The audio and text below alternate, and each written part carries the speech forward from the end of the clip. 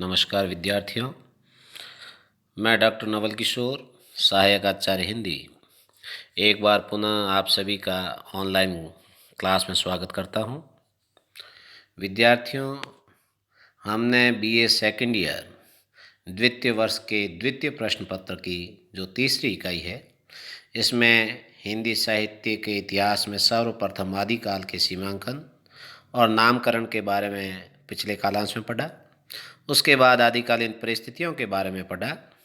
आज हम आदिकालीन साहित्य की प्रमुख प्रवृत्तियों के बारे में चर्चा करेंगे। विद्यार्थियों, यदि हिंदी साहित्य का आदिकाल देखा जाए और इस साहित्य की प्रमुख प्रवृत्तियों की चर्चा करें तो हम देखते हैं कि आदिकालीन साहित्य में उपलब्ध होने वाली प्रवृत्तियों को तत्कालीन जो परिस्थितियां उसके संदर्भ में देखना चाहिए। इस काल में प्रमुख रूप से रासो साहित्य की रचना हुई है, अतः आदिकालीन साहित्य की प्रवृत्तियां हैं रासो साहित्य की प्रवृत्तियां ही मानी जा सकती है। आदिकालीन जैन साहित्य जो था वो वस्तुतः अपभ्रंश में लिखा गया है, अतः उसे आधारभूत सामग्री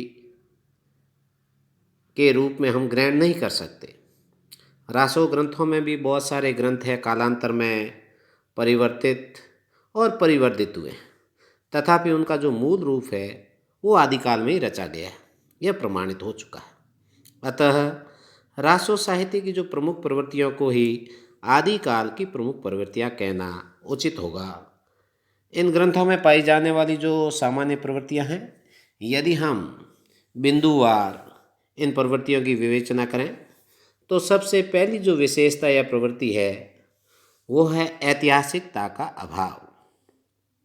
रासो साहित्य के जो चरित्र नायक हैं ऐतिहासिक व्यक्ति जरूर हैं, किंतु इन काव्य ग्रंथों में तथ्य कम है और कल्पना अधिक है।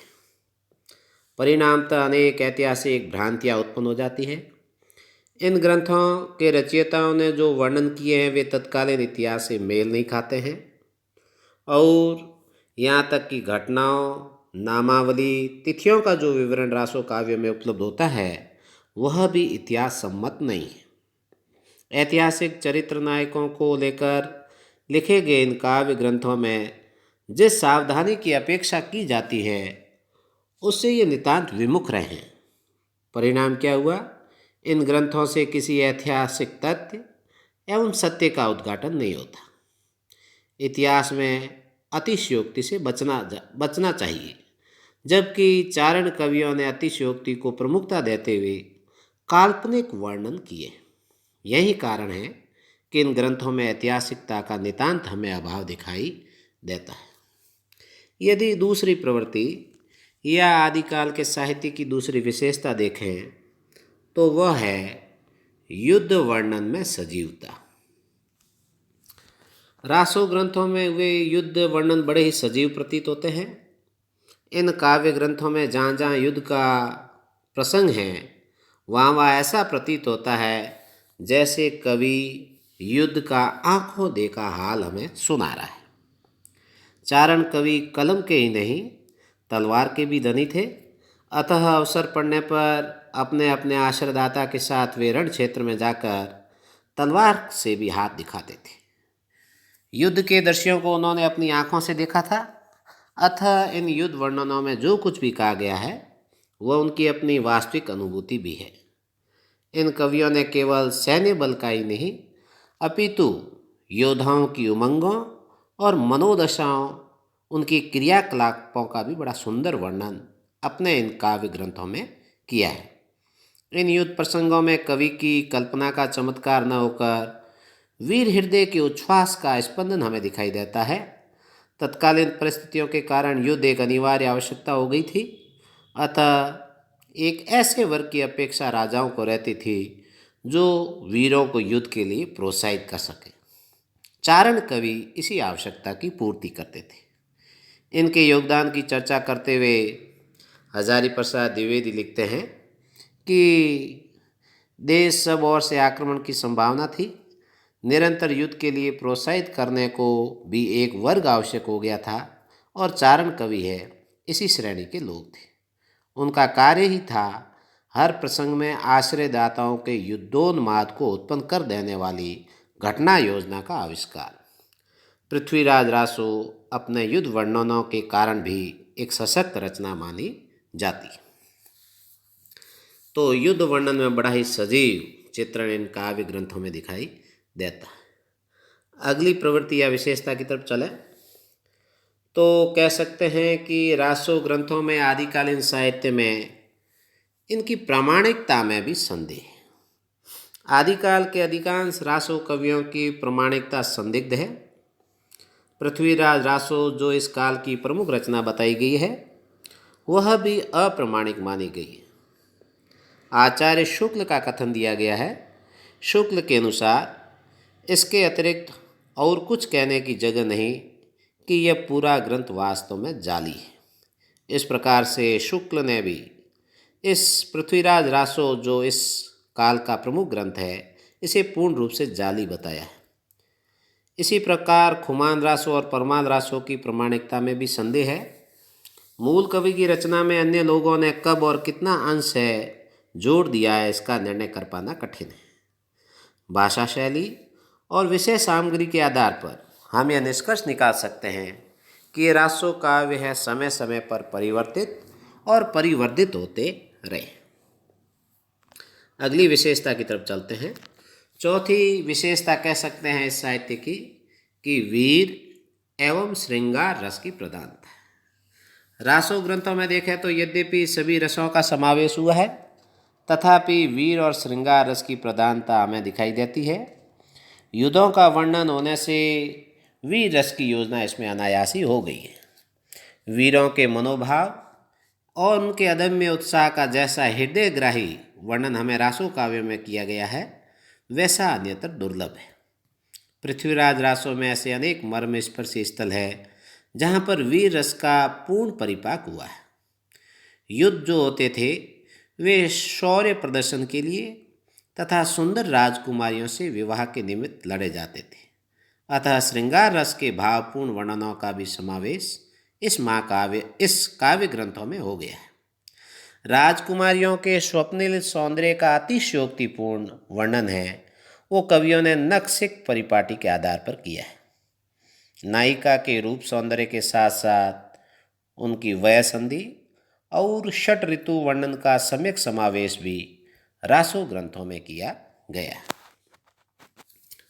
इसके अलावा अगली विशेषता की तरफ चलते हैं तो इस काल की या इन रासो ग्रंथों की अगली विशेषता जो है वो है आश्रयदाताओं की प्रशंसा।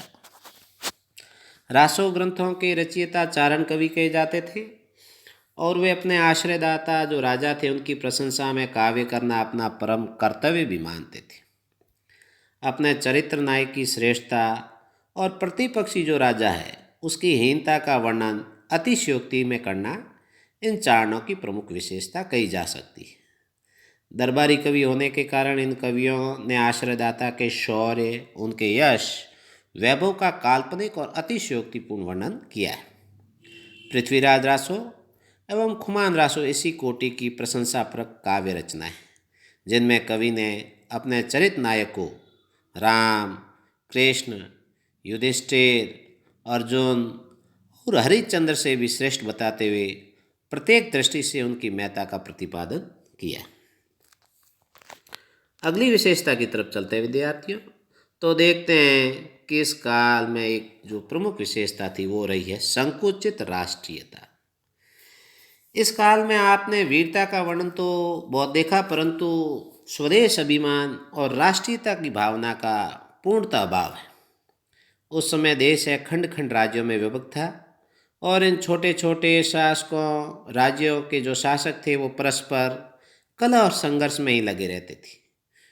वे 10-20 छोटे गांवों के राज्य को ही राष्ट्र समझते थे और उनमें संपूर्ण भारत को एक राष्ट्र के रूप में देखने की जो भावना है उसका पूर्णतः अभाव था। परिणाम क्या हुआ कि विदेशी आक्रांताओं के विरुद्ध संगठित होकर युद्ध करने में वे कभी सफल नहीं हुए। पड़ोसी राज्य पर विदेशी आक्रमण होने पर ये रंच मात्र भी विचलित नहीं होते थे।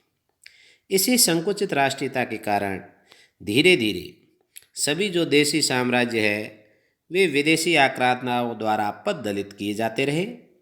यदि इन शासकों ने अपने शुद्र अहम भाव का परित्याग करके संगठित होकर विदेशियों का सामना किया होता तो देश को दीर्घ अवधि तक विदेशी शासन झेलते हुए परतंत्र नहीं रहना पड़ता। ये थी अगली विशेषता, संकुचित राष्ट्रीयता। इसके बाद चलते हैं, इस काल के साहित्य की एक प्रमुख विशेषता है कल्पना की प्रचुरता। वो हमने पहले भी चर्चा की है कि ज़्यादातर साहित्य काल्पनिक है। चारण कवियों की रचनाएं तथ्यपरक नहीं होकर कल्पना प्रधान अधिक है। ऐतिहासिक पात्र तो हमने देखे कि इन रचनाओं में हैं, पर इतिहास जो है वो नाम मात्र को ही है। कवियों ने कल्पना का सहारा लेते हुए घटना, नामावली और तिथियों की भी कल्पना कर ली है। वस्तुतः इन रासो काव्यों में संभावना और कल्पना पर अधिक बल दिया गया और तथ्यों पर कम दिया गया। अपने आश्रयदाता की वीरता का काल्पनिक वर्णन करने में इन्होंने अतिशयोक्ति का भी सहारा लिया और इसी क्रम में इतिहास सत्य की इन्होंने अवहेलना कर दी है। इन वीर गाथाओं को इसी कारण से काल्पनिक कथा युक्त रचनाएं कहना अधिक तर्क संगत हमें प्रतीत होता है। कल्पना की प्रचुरता के बाद अगला जो बिंदु है वो है विविध रसों का प्रयोग। रासो ग्रंथों में हम देखें तो छंदों की विविधता हमें दिखाई देती है। छंदों की यह विविधता है जो हिंदी के न तो प्रवर्ती साहित्य में मिलती है और न ही पूर्ववर्ती साहित्य में। पृथ्वीराज रासो जो ग्रंथ है उसमें अनेक छंदों का प्रयोग किया गया है, जैसे मुख्य रूप से दोहा, गाथा, पदरी, तोमर, तोटक, रोला, उल्लाला, साटक, कुंडलिया आदि प्रमुख छंद हैं। यह छंद परिवर्तन मात्र कलात्मक या चमत्कार प्रदर्शन के लिए न होकर भाव प्रकाशन के लिए किया जाता था। छंदों की विविधता के कारण ही चंदवरदाई को तो छंदों का सम्राट और उनकी जो प्रसिद्ध रचना है पृथ्वीराज रासो उसे छंदों का अजायब घर कहा जाता है। आचार्य हजारी प्रसाद द्विवेदी ने रासो के छंदों की विशेषता पर प्रकाश डालते हुए लिखा है कि रासो के छंद जब बदलते हैं तो श्रोता के चित्त में प्रसंगानुकूल नवीन कंपन उत्पन्न करते हैं। इस प्रकार से हम देखें तो विविध छंदों का समावेश हमें इन ग्रंथों में दिखाई देता है। अगली विशेषता की तरफ बढ़ते हैं। अगली विशेषता कह सकते हैं कि डिंगल पिंगल भाषा का प्रयोग। आपने डिंगल और पिंगल के बारे में सुना होगा। आदिकालीन रासो साहित्य में जिस भाषा का प्रयोग किया गया है वह आधुनिक हिंदी से बहुत भिन्न है। अपभ्रंश और राजस्थानी की जिस मिले जुले रूप का प्रयोग इन चारण कवियों ने रासो ग्रंथों में किया है उसे इन्होंने डिंगल नाम दिया है। और इसी प्रकार से अपभ्रंश और ब्रज भाषा के मेल से बनी भाषा को पिंगल भाषा कहा जाता है, जिसका प्रयोग भी इन ग्रंथों में हम दिखाई देता है। वीर रस के भावों को व्यक्त करने की अद्भुत क्षमता डिंगल पिंगल भाषा में विद्यमान